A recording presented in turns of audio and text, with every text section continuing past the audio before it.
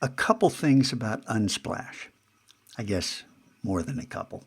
But I made this mission, it started out optional when I showed you about the optional missions, but I turned it back to required because I want you to do some of the things, although signing in, signing up is optional. You don't have to do that because you can still download on Unsplash without signing in. Make sense? Okay, now let's get to the reason for Unsplash.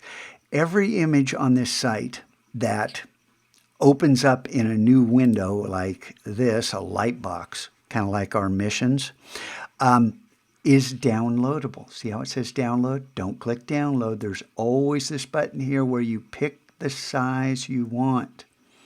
Okay, we're going to talk more about that. But for right now, what I want you to understand is these photographers, 250,000 photographers have photos on this site. Over 3 million images they passed earlier this month in August. 3 billion downloads since this site began. And yeah, they had to get funding. There's a lot going on behind the scenes in order to serve all these images and track everything. So how do they make their money? Why do the photographers give their work away for free? Free resources are all built around business models. You know, some people, some photographers, hey, I just give them away. That's fine. And yes, there are people who give their images away freely without another game going on. But most of these people are trying to make a living at what they love to do. And that's take photographs. And all these are curated, so you don't get junk in here. But what you do get, this is for adults. I mean, there is alcohol. And there will be, there's a wine glass. We're not going to use alcohol. Or if there's tobacco products, we're not using that. Nothing. This is school appropriate images. Keep it clean, right? And yeah, this is sponsored. So let's go up to this first one. Talk about sponsored. What is this? MailChimp's down here and sponsored with this guy. What is that? And then I saw this icon set and I went, oh, I've never seen this before. These images on the homepage are constantly updating because it's a live update. There's not a human plugging in images. This is all automated after images are curated.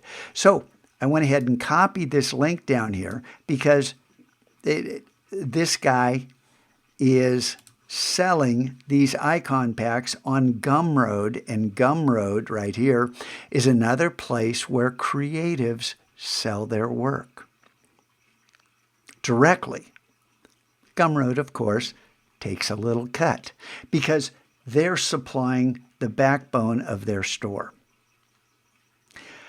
So just knowing that there's lots of images here, they're all free, but people are trying to create, trying to make a living as well as providing free things. So this image, if you wanted to download it, remember I told you don't click download. Don't try to drag this photo. Don't click on the plus sign to get a bigger one. Pick the size you want. And we're going to talk about this in the next video. So hang on. But just know, go into Google Images. Oh, I need an image. I go to Google and just go to Google Images and type in what I want. And I just snag a picture there. That's stealing. Google has no permission to offer other people's imagery for free download. This is really a contentious issue for creatives who put their work up. And it winds up on Google image results. Sometimes there's ways around this, ways to opt out, but Google doesn't make it easy because let's face it, Google's business model is collecting information. They do collect your information. They do sell your information. They mine your information. They use it for their AI. They are in the business of learning more about all of us.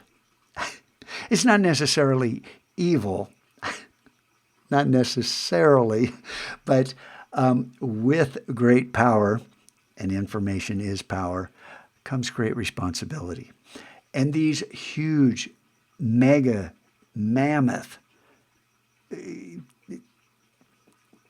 businesses aren't always responsible and reliable. Let's leave it at that. But for right now, back to Unsplash. Man, there's a ton of images. And you can sort and, these are always changing. Arts and culture is a good place to start. Cool, the Sydney Opera House. And did they paint it? Or did they project that onto the Sydney Opera House? Projection art is unreal. What people can do now with these live art forms. Technology, art, architecture, life, the augmented reality. You remember Pokemon Go? This is just the beginning. Do you see Ready Player One? Immersive experiences. Augmented reality, virtual reality, mixed reality. It's coming. Did you see Minority Report? Tom Cruise walking past all those billboards, all of it, personalized ads, keying off your eye. It's not here yet, but it's almost there. Those ads that show up in your browser? If my daughter searches for new hiking gear, I see it there. It's unreal, but this is the world we're living in.